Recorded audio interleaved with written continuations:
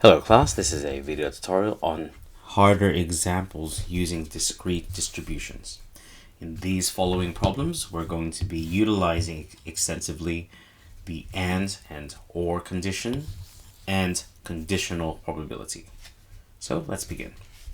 This table shows the probabilities of a number generator. Let A be even numbers, B be prime numbers, X be a number less than 6, and Y be at least a 4. So here we are. So for this one, we're simply going to calculate the probabilities of A, B, X, and Y. This one's very straightforward. If it's the probability of even numbers, we add up the probabilities of the even numbers in this table. You probably do that yourself here. 0.5, and you can probably pause and just guess the rest here. So I'm going to show you the solutions in a moment. So these baseline probabilities are the easiest ones. We're simply counting the probabilities of the outcomes. Now for B intersect Y. So remember, for the intersection, we're looking at outcomes that are common to both B and Y. So B are prime numbers, and Y are, let's double check, B and Y, yes, at least a 4. So at least a 4 would be this number, this number, this number, and this number. We're now looking at numbers that are common to both, in which case I can box them in here. It's 5 and a 7. So 5 and 7 are prime numbers that are at least a 4. So 0.13 plus 0.15 will give me 0.28. Same thing now for A intersect X. So A are even numbers, 2, 4, 6. X is a number less than 6. So do that again. Now these numbers are less than 6. Now which ones are common to both? Well, I'm circling them here. 0.24 and 0.1 give me 0.34. Now for the union of these, we're simply going to take all of event B and all of event Y and combine them. So prime numbers, I'll arrow them again. At least a 4, I'll give them underlines. We're going to combine them without double counting. So in this case, it's actually all the outcomes. Adding all of that, we get 1. Let's do this now with the formula. The union, in case we've forgotten, and it's very important that we can utilize this every once in a while,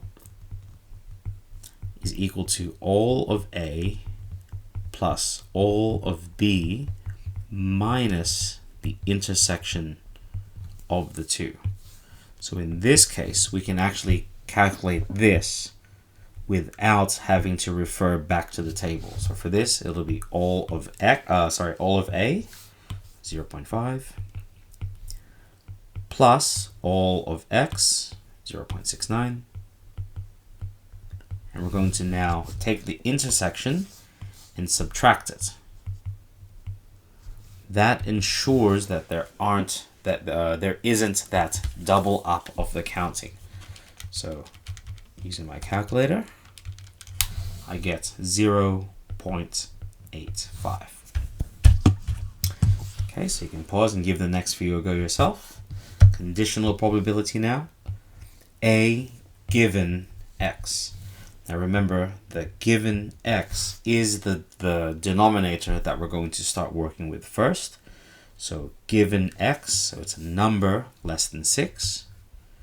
So it's all of these numbers here. These become our denominator. So 0.1 plus 0.22, 24. I I get 0.69. Our denominator is 0.69. And the numerator is all of these ones, which ones are part of the even numbers, A. So of this group, we have 2 and 4. So it's these two numbers that are in the group of that denominator. So 0.34 in that numerator. I'm pretty sure that will just simplify down to 0.34, 34 on 69. Yep, 34 on 69. Okay, let's keep going. X given B. Now let's X and B.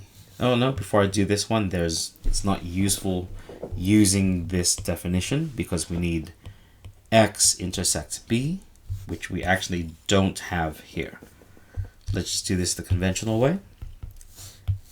Given B, so given that it is a prime number, okay, so this one we can actually just see here. That's the denominator, 0.6. Now let's take a look at that again. All of B, of these ones, which one is less than 6? So of this group, which ones are less than 6? Well, the ones I'm underlining, those are the probabilities that go in the numerator. 0.1,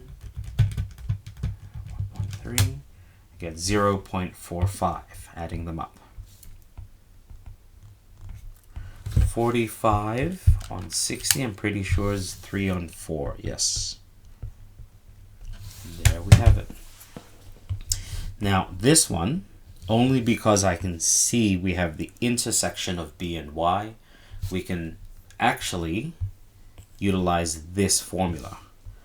So for this, if we wanted to use the formula, would be the probability of B intersect Y all over the probability of Y. Well, Y we already have here, 0.68. And the intersection of B and Y is already 0.28. Straight into my calculator.